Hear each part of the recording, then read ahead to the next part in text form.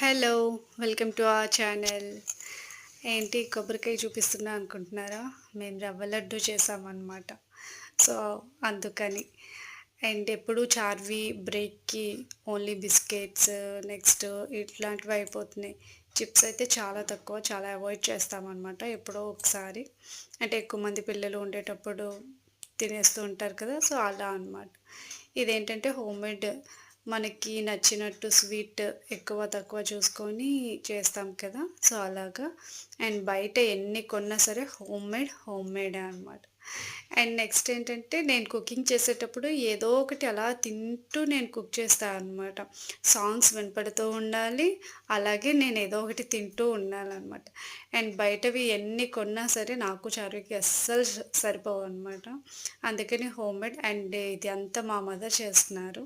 Only video వరకే. Credit అంతా మా మదర్‌దనమాట. టేస్ట్